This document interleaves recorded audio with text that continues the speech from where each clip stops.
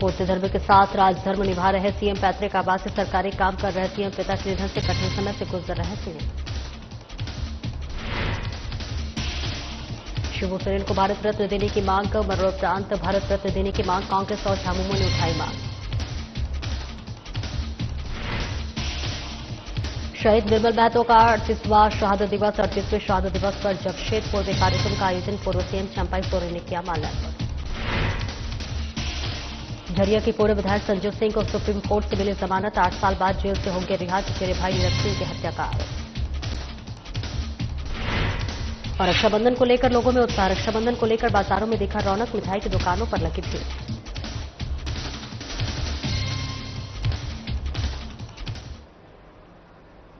नमस्कार, स्वागत है आपका। मैं हूं आपके साथ सपना दीपक मंतेशा। बुलेटिन का आगाज करेंगे। एक तरफ सीएम हेमंत सोरेन के बाबा के परलोक गमन की असहनीय पीड़ा, तो दूसरी तरफ राज्य के प्रति जिम्मेदारियों को निभाने की चिंता।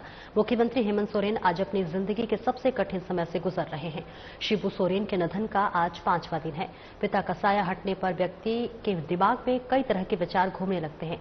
सीएम हेमंत सोरेन के शोक की इस घड़ी में भी राज्य हित से जुड़े विषयों को लेकर पूरी तरह से संवेदनशील हैं। व्यक्तिगत भावनाओं और दुख दर्द को सीने में दबाकर वे सरकारी कामकाज को बेहतर तरीके से निभाने का लगातार प्रयास कर रहे हैं। जरूरी संचिकाओं का निष्पादन करने के साथ ही सभी वरीय पदाधिकारियों के साथ नियमित संवाद बनाए हुए हैं। सरकार की गतिविधियों की निरंतर जानकारी लेने के साथ साथ उन्हें निर्देशित किया कि वे अपने कार्यों में तत्परता व निरंतरता बनाए रखें और इस बात का विशेष ध्यान रखें कि आम जनों की समस्याओं का तत्काल निराकरण हो। देखिए, सबसे बड़ी बात है कि सबसे पहले वो पुत्र हैं और उसके बाद वो राज्य के मुख्यमंत्री भी हैं, तो स्वाभाविक है कि पुत्र धर्म के साथ साथ वो राजधर्म भी निभा रहे हैं।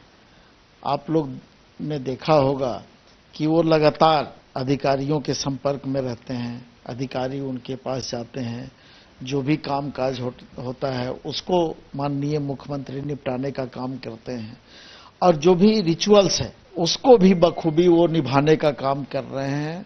चूंकि उन्होंने मुखाग्नि दी है तो स्वाभाविक है कि जब मुखाग्नि जो व्यक्ति देता है तो जब तक कामकाज पूरा नहीं हो जाता है, जो कर्म है श्राद्ध का, वो जब तक पूरा नहीं हो जाता है तब तक लोग घर से नहीं निकलते हैं। लेकिन उसके बावजूद भी वो घर में बैठ के, नेमरा में बैठ के और पूरे राज्य के कामकाज को बखूबी संचालित कर रहे हैं और पुत्र धर्म को भी बखूबी निभाने का। झारखंड के जननायक और झारखंड मुक्ति मोर्चा के संस्थापक देशोम गुरु शिबू सोरेन को मरणोपरांत भारत रत्न देने की मांग ने जोर पकड़ लिया है। बीते 4 अगस्त को 81 वर्ष की आयु में दिल्ली के सर गंगाराम अस्पताल में उनका निधन हो गया। उनके निधन से झारखंड में शोक की लहर दौड़ गई है और उनके योगदान को सम्मानित करने के लिए अब भारत रत्न की मांग उठ रही है। कांग्रेस और झामुमो ने शिबू सोरेन को भारत रत्न देने की मांग उठाई है। शिबू सोरेन हम लोगों के बीच नहीं रहे। उनके योगदान को झारखंड के अलग प्रांत में या झारखंड के लोगों के अस्मिता के लिए, उनकी पहचान के लिए जो उन्होंने संघर्ष किया वो आज हम सबों के लिए अविस्मरणीय रहेगा। कांग्रेस पार्टी के हमारे 2 माननीय सांसदों को हम लोगों ने पत्र लिख करके अनुरोध किया है कि केंद्र सरकार से अनुरोध करें कि उनको भारत रत्न से विभूषित किया जाए। साथ ही साथ उनके नाम पर यहां पर एक आदिवासी विश्वविद्यालय की स्थापना हो। निश्चित रूप से वो उसके हकदार हैं। उन्होंने जो इस राज्य के लोगों के लिए जो काम किया है, चाहे वो समाज में सुधार लाने की बात हो, चाहे नशा मुक्ति की बात हो, महाजनी प्रथा को समाप्त करने की बात हो, शिक्षा के क्षेत्र में उनका बहुत बड़ा योगदान रहा है, पर्यावरण के क्षेत्र में उनका बहुत बड़ा योगदान रहा है और सबसे बड़ी बात कि इस राज्य के निर्माता माननीय गुरुजी हैं और इस राज्य के लोगों की ये भावना है कि गुरुजी को भारत रत्न से सम्मानित किया जाए। ये उनके लिए एक सच्ची श्रद्धांजलि होगी और पार्टी भी चाहती है कि माननीय गुरुजी को भारत रत्न दे करके और उनको ये सम्मान मिले, ये श्रद्धांजलि उनको हम लोग दें। शहीद निर्मल महतो के 38वें शहादत दिवस के अवसर पर जमशेदपुर में पूर्व मुख्यमंत्री चंपई सोरेन ने उनके आदमकद प्रतिमा पर माल्यार्पण कर उनको याद किया। कार्यक्रम स्थल पर बड़ी संख्या में स्थानीय और बीजेपी कार्यकर्ता उपस्थित रहे। मौके पर चंपई सोरेन ने कहा कि शहीद निर्मल महतो के संघर्ष और बलिदान को याद करते हुए उनके दिखाए रास्ते पर चलना ही उन्हें सच्ची श्रद्धांजलि होगी।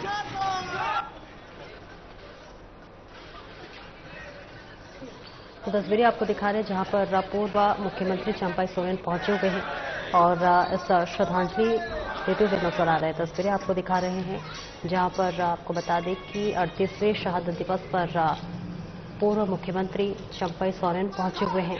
इसके साथ ही साथ शहीद निर्मल महतो का 38वां शहादत दिवस है और इसके साथ ही आपको बता दें कि कार्यक्रम स्थल पर बड़ी संख्या में स्थानीय और बीजेपी कार्यकर्ता मौजूद रहे। मौके पर चंपई सोरेन ने कहा कि शहीद निर्मल महतो के संघर्ष और बलिदान को याद करते हुए उनके दिखाए गए रास्ते पर चलना ही उन्हें सच्ची श्रद्धांजलि होगी। शहादत दिवस है शहीद निर्मल महतो और आज के दिन में हर समय हर दिन हम लोग आज के दिन में श्रद्धांजलि देते हैं। और श्रद्धांजलि देने के बाद झारखंड आंदोलन के समय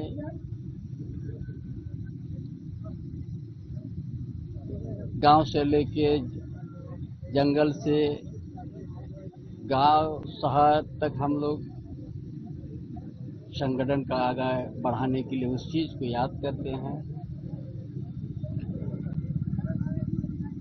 और झारखंड के लिए बलिदान दिया है। निर्मल महतो का बलिदान होने के बाद झारखंड प्रदेश में और आंदोलन और तेज हुआ। इसीलिए झारखंड आंदोलन में बहुत ऐसा है कि शहीद हुए। और 9 अगस्त को मनाया जाने वाला विश्व आदिवासी दिवस इस बार बोकारो में स्वर्गीय शिबू सोरेन के नाम पर समर्पित रहेगा। इस बाबत बोकारो के आदिवासी परिवार की तरफ से इसकी घोषणा की गई है। आपको बता दें कि आदिवासी परिवार बोकारो की बैठक दिशोम जाहिरगढ़ सेक्टर 4 में विल्सन कोन गाड़ी की अध्यक्षता में हुई, जिसमें कैंप 2 स्थित टाउन हॉल में होने वाले विश्व आदिवासी दिवस कार्यक्रम को स्थगित किया गया। कहा कि इस वर्ष का विश्व आदिवासी दिवस को स्वर्गीय शिबू सोरेन के नाम पर समर्पित किया जा रहा है। मैं रविंद्रनाथ हंसदा दिसम जाहिर सेवा ट्रस्ट के अध्यक्ष।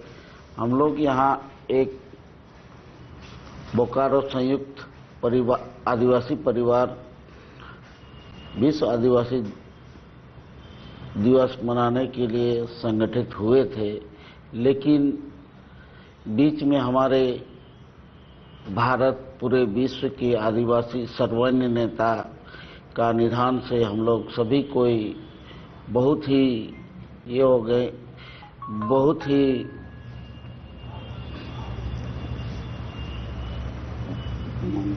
मतलब बहुत ही मनमोहक हो गए हैं और हम लोग इस कार्यक्रम को स्थगित कर रहे हैं। सर्वमान्य नेता और इतने बड़े क्रांतिकारी, हमारे झारखंड राज्य को बनाने में उनका अहम योगदान रहा। हम लोग उनको भूल नहीं सकते हैं। उनके निधन से हम लोग काफ़ी दुखी हैं और जितने भी हमारे 15 संगठन हैं, हर एक संगठन के हर एक लोग एक परिवार की तरह हैं और हमारे गुरुजी हमारे गार्जियन समान थे। दिशम गुरु शिबू सोरेन के निधन के बाद पूरा झारखंड शोक दिवस मना रहा है। इस बीच जो भी कार्यक्रम होने थे उस राज्य में सांकेतिक रूप से दिया जाना है। अगले आने वाले 15 अगस्त को आजादी का 78वां स्वतंत्रता दिवस बड़ी धूमधाम के साथ मनाने का काम करेगी। वहीं झारखंड में सांकेतिक रूप से झंडोत्तोलन किया जाएगा। इस पर झारखंड प्रदेश कांग्रेस सेवा दल की महासचिव रश्मि चंद पिंगुआ ने जानकारी दी है कि गुरु जी के निधन के बाद हम लोग 15 अगस्त को सांकेतिक रूप से झंडोत्तोलन का कार्यक्रम करेंगे, जहां एक और हम लोगों ने तैयारी की थी कि प्रभात फेरी के बाद ध्वज वंदन की टुकड़ी समारोह, जिसमें ध्वज रक्षक के रूप में नवीन कुमार सिंह ध्वजारोहण का निर्णय किया जाता था, लेकिन अब इस प्रकार के कार्यक्रम न होकर सांकेतिक रूप से झंडोत्तोलन किया जाएगा। देखिए, हम लोग का जैसे बैठक हुआ था, जिस तरह से हम लोग अपना कार्यशैली बनाए थे, अपना जो रूटीन बनाए थे, उस रूटीन पे हम लोग काम कर रहे थे। पिछले सोमवार को हम लोग का शिविर लगा था देवघर में, परंतु गुरुजी के देहांत के समाचार मिलने के उपरांत उस शिविर को हम लोग तुरंत क्लोज किए और फिर हम लोग शोक में चले गए। और अभी तक हम लोग आज भी शोक सभा हुआ यहाँ कांग्रेस कार्यालय में। इसके बाद से हम लोग का और भी जितना भी कार्यक्रम था, जैसे कि 9 तारीख का कार्यक्रम था, उसको भी हम लोग स्थगित कर दिए हैं। और 15 तारीख को जो हम लोग का झंडोत्तोलन जो हम लोग सोचे थे कि बृहद तरीके से करेंगे, जिसमें गीत टुकड़ी रहती, हम लोग डंडे से सलामी देते ध्वज को, लेकिन चूंकि राष्ट्रीय पर्व है तो हम लोग उसको मनाएंगे, बहुत सादगी तरीका से मनाएंगे। जो हम लोगों ने जो कार्यक्रम को सजाया था, जिस तरह से 15 अगस्त का तैयारी हम लोग कर रहे थे। और झारखंड मुक्ति मोर्चा के संस्थापक, झारखंड के मसीहा कहे जाने वाले दिशम गुरु शिबू सोरेन के निधन के बाद राज्य के निजी विद्यालयों ने शिबू सोरेन की जीवनी को अपने सिलेबस में रखकर बच्चों को जानकारी देने का निर्णय लिया है। पब्लिक स्कूल और चिल्ड्रेन वेलफेयर एसोसिएशन के राष्ट्रीय अध्यक्ष आलोक कुमार दुबे ने जानकारी देते हुए कहा कि दिशम गुरु जी के जीवन के उन संघर्षों और उपलब्धियों की चर्चा अब निजी विद्यालयों के सिलेबस में देखने को मिलेगी। गुरु जी की जीवनी को बच्चों के बीच जानकारी साझा किया जाएगा, ताकि बच्चों भी शिबू सोरेन के संघर्षों और उनकी उपलब्धियों की जानकारी प्राप्त कर भविष्य में अपने आप को बेहतर पायदान पर ले जाने का काम करेंगे। इस बात को लेकर मुख्यमंत्री और शिक्षा मंत्री से मिलकर अपने पाठ्यक्रम में रखने का प्रस्ताव रखेंगे। दिशम गुरु के निधन के बाद झारखंड के सभी निजी विद्यालयों ने स्वेच्छा से अपने विद्यालयों में छुट्टी घोषणा की और शिबू सोरेन जी को श्रद्धांजलि अर्पित किया। हमने पासवा ने यह निर्णय किया है कि हम अपने स्कूलों में शिबू सोरेन की जीवनी को लेकर बच्चों को बताएंगे, ताकि हमारे आने वाली पीढ़ियों को ये मालूम होना चाहिए कि शिबू सोरेन का व्यक्तित्व क्या था और उनके संघर्ष की दास्तान क्या थी। हम बहुत जल्द माननीय मुख्यमंत्री हेमंत सोरेन जी से मुलाकात करेंगे, जो प्रभार अभी देख रहे हैं शिक्षा मंत्री, उनसे मुलाकात करेंगे और पासवा की ओर से यह मांग करेंगे कि माननीय दिशम गुरु शिबू सोरेन जी के जीवनी को पाठ्यक्रम में शामिल किया जाए। इसे लेकर हमने मुहिम शुरू कर दी है। कल चतरा में हमारे पासवा के जनरल सेक्रेटरी नीरज सहाय जी ने गॉडफ्रे स्कूल चतरा में बच्चों को इनके जीवनी से रूबरू कराया है और हम इसे एक अभियान के रूप में लेंगे। राजधानी रांची के कांके विधानसभा के बुढ़मो प्रखंड क्षेत्र में लगभग 23 करोड़ की लागत से ग्रामीणों के घर तक जल पहुंचाने की बात कही गई थी, लेकिन अब तक इसका फायदा क्षेत्र के लोगों को पहुंच नहीं पाया, जिसको लेकर क्षेत्र के विधायक सुरेश बैठा ने लगभग 2 वर्ष बीत जाने के बाद 2025 में उद्घाटन किया, लेकिन फिर भी जनता के बीच पानी पहुंचा नहीं पाए। इस खबर को साधना प्लस न्यूज ने धरातल पर पहुंचकर दिखाने का भी काम किया है। आपको बता दें चले कि किसी योजना के उद्घाटन तब की जाती है जब वे पूर्ण रूपेण सुचारू ढंग से चलना शुरू हो जाए और जनता को लाभ पहुंचने लगे, लेकिन इस क्षेत्र के विधायक ने उद्घाटन कर फोटो खिंचवा लिए, लेकिन जनता की प्यास बुझा नहीं पाए। इस पर हमारे संवाददाता आशीष प्रसाद ने विधायक से सवाल किया तो उन्होंने अपना बचाव करते हुए कहा कि जिस एजेंसी के द्वारा ये कार्य किया गया वे बेहतर ढंग से नहीं कर पाए, जिस वजह से इसका लाभ जनता को अब तक नहीं मिल सका है। इस पर फिर से धरातल पर पहुंचकर जायजा लेकर ग्रामीणों की समस्या को समाधान करने का काम करेंगे। बड़ी योजना लेकर आया गया था और बनाया भी गया है और लोगों को पानी सप्लाई के लिए भी दिया भी गया है, लेकिन जिस तरह से जो एजेंसी को पाइप बिछाना चाहिए था, 1.5 फीट में वो बिछाना है पाइप को, कनेक्शन पाइप वो आधा फीट में गाड़ के चला गया, तो कहीं कहीं टूट गया, कहीं फूट गया। फिर भी हमने उसको मरम्मत कराने का काम करीब 1 महीना पहले किया था और 1 दिन चलाया और उसको बंद कर दिया। एजेंसी का कहना है कि हमारे मुखिया लोग हैंड ओवर नहीं ले रहे हैं और मुखिया लोग कहना है कि हम टूटा फूटा को हम कैसे हैंड ओवर लेंगे। ये विवाद बना हुआ है। हमने एजेंसी को जाके उन्हें कहा था, जो समीक्षा बैठक किए थे ब्लॉक में, उसमें भी हमने कहा कि जल्द से जल्द इसको ठीक किया जाए और अब तक अगर ठीक नहीं हुआ तो फिर ठीक करने के लिए हम बहुत जल्द वहां जो है समीक्षा मीटिंग करके। कोयला राजधानी धनबाद के बहुचर्चित पूर्व डिप्टी मेयर नीरज सिंह समेत 4 लोगों की हत्या के मामले में जेल में बंद झरिया के पूर्व बीजेपी विधायक संजू सिंह को सुप्रीम कोर्ट से जमानत मिल गई है। सुप्रीम कोर्ट में चीफ जस्टिस की अध्यक्षता वाली 3 सदस्यीय बेंच ने संजू सिंह की जमानत को मंजूरी दी है। सुप्रीम कोर्ट ने केस के ट्रायल पूरे होने तक संजू सिंह के धनबाद आने पर रोक लगा दी है। आपको बता दें कि धनबाद के पूर्व डिप्टी मेयर नीरज सिंह समेत 4 लोगों को धनबाद में स्टील गेट के पास 21 मार्च 2017 की शाम गोलियों से भून दिया गया था। हत्यारों ने 100 से अधिक गोलियां बरसाई थी, जिसमें नीरज सिंह समेत 4 लोगों की मौके पर ही मौत हो गई थी। नीरज सिंह को 17 गोलियां लगी थी। इस हत्याकांड की साजिश का आरोप संजू सिंह पर लगा था। संजू सिंह और नीरज सिंह चचेरे भाई थे और दोनों का ताल्लुक एक ही परिवार राज सिंह मेंशन से था। झारिया सीट पर सियासी वर्चस्व और कोयले के कारोबार को लेकर शुरू हुई अदावत ने परिवार को 2 हिस्सों में बांट दिया था। माना जाता है कि नीरज सिंह की हत्या इसी अदावत का नतीजा था और ऐसे में बहरहाल संजू सिंह की जमानत मिलने के बाद धनबाद की सियासत एक बार फिर गर्मा गई है।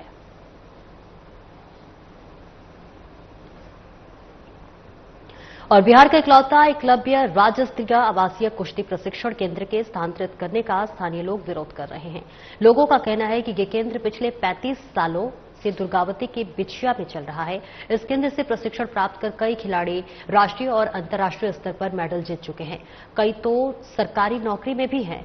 बताया गया कि बिहार राज्य खेल प्राधिकरण विभाग द्वारा एक लेटर जारी किया गया है, जिसे अब रामगढ़ प्रखंड अंतर्गत ले जाने के लिए लेटर जारी हुआ है।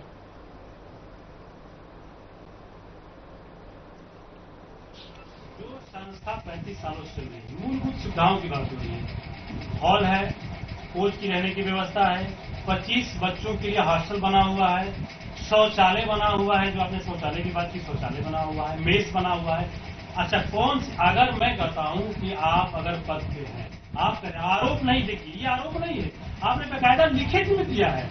और मैं कह रहा हूं कि अगर मूलभूत सुविधा उपलब्ध नहीं है तो आप सांसद हैं, आप विधायक हैं, मूलभूत सुविधा उपलब्ध कराइए ना, कि उस संस्था को ही बंद करके और आप खोल दीजिएगा।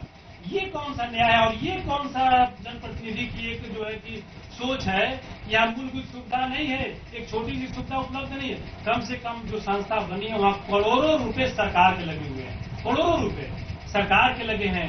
वहाँ के जो उस समय तत्कालीन जो विधायक और सांसद रहे हैं अपने अपने समय में, वहाँ पे अंबिका यादव जी के कार्यकाल का हमको लगता है 10-15 लाख रुपया लगा है। अरे जगदानंद सिंह के कार्यकाल का हमको लगता है कि 15 लाख रुपया। छेदी पासवान अपने समय में 60,000 रुपये उस समय में उन्होंने दिया था।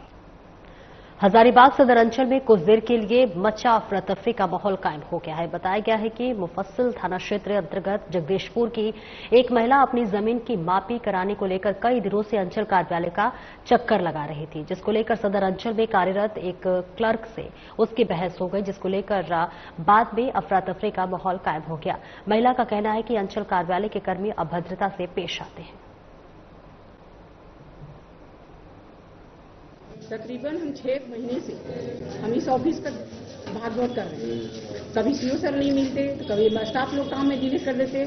और आज 2 महीने से हमने ऑनलाइन डिमांड ड्राफ्ट भरा है जमीन बंटवारे के नाम पर, और इन लोग ने अभी तक नोटिस नहीं जारी किया। आज मैंने 11:30 बजे से आई हूँ और इन लोगों में बोली कि आपने ये काम क्यों नहीं किया, तो अमीन संजय रजवाड़ जी जो है वो बोले हमारे पास टेबल पर फाइल ही नहीं आया मैडम, हमको कुछ पता नहीं। फिर उसके बाद अनुराग जी भी बैकआउट हो गए, वो भी ये बोले कि अभी तक हमको नहीं पता है। फिर चंदा मैडम के पास आया फिर कि चंदा मैडम नोटिस जारी करेंगे। चंदा मैडम का हमने बोला, वो बोली डिसिप्लिन हमको सिखाएंगे, 1 घंटा वेट कीजिए। 1 घंटा 11:30 बजे से हम 2 बजे तक वेट ही कर रहे हैं। सीओ सर बोले चंदा मैडम को खुद जाकर के कि आप इनका नोटिस जारी कीजिए, मैं साइन कर दूंगा। और चंदा मैडम उनकी भी अवहेलना की, तब भी नोटिस जारी नहीं की। और उसके बाद में हमें धमकी दे रही है कि हम मारेंगे तुमको, तुम खलल दखल डाल रही है काम करने में।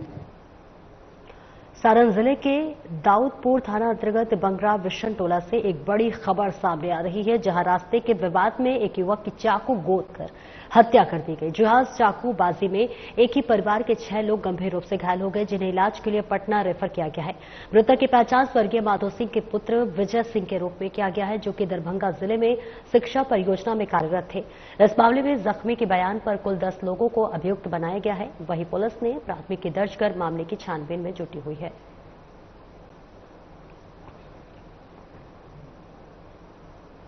और कटिहार के कदवा थाना क्षेत्र के कुरसैल पंचायत अंतर्गत कचौरा गांव से एक दिल दहला देने वाली घटना सामने आई है, जहां देर रात अज्ञात अपराधियों ने सो रहे पिता पुत्र पर पेट्रोल छिड़ककर आग लगा दी।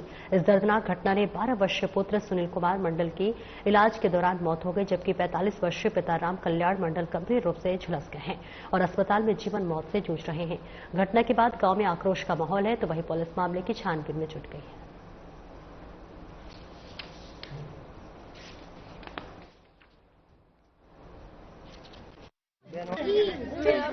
और भाई को आग लगा दिया है। कुछ पता चला कि कौन लोग थे बोलो? क्या नाम है पिताजी का आपका? राम कल्याण। कहाँ है अभी वो?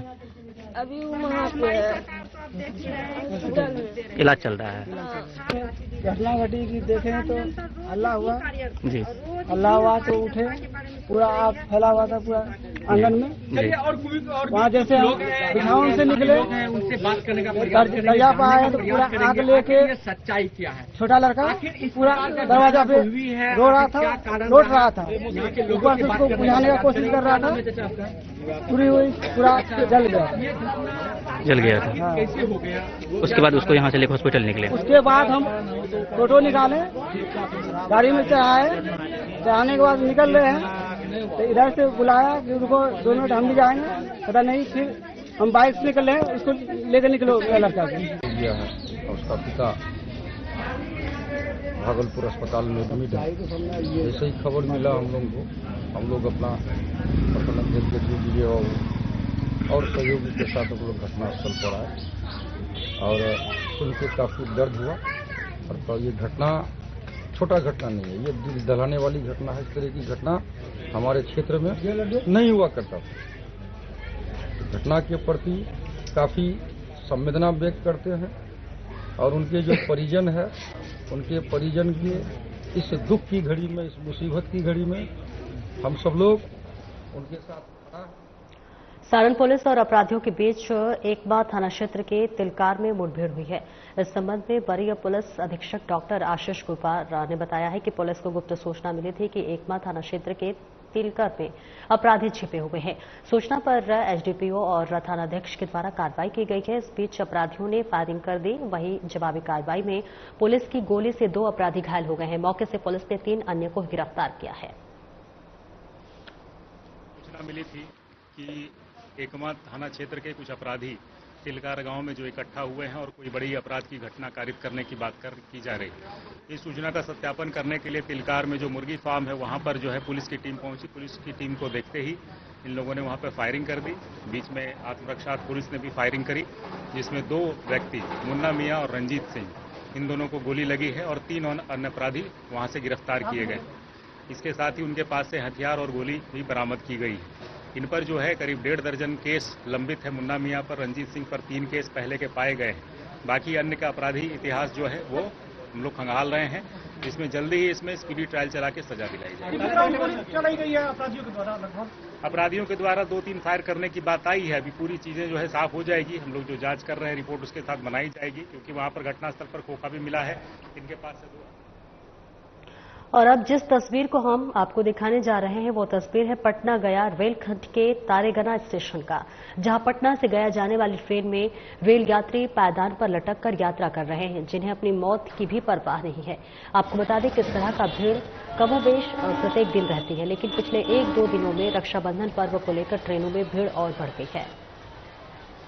तो तस्वीरें आपको दिखा रहे हैं जहां जान जोखिम में डालकर लगातार जो यात्री है वो यात्रा कर रहे हैं और ये तस्वीरें आए दिन देखने को मिलती है। लेकिन आपको बताते चले कि रक्षाबंधन पर्व को देखते हुए जो यात्रियों की संख्या है वो लगातार इस वक्त बढ़ती हुई नजर आ रही है। खिड़कियों पर लटकते हुए जो यात्री हैं वो यात्रा करते हुए नजर आ रहे हैं। अपनी जान को जोखिम में डालकर यात्रा करते हुए तमाम जो यात्री हैं वो नजर आ रहे हैं। तस्वीरें हम आपको दिखा रहे हैं पटना गया रेलखंड की तारागढ़ स्टेशन का। फिलहाल इस बुलेटिन में इतना ही। नमस्कार।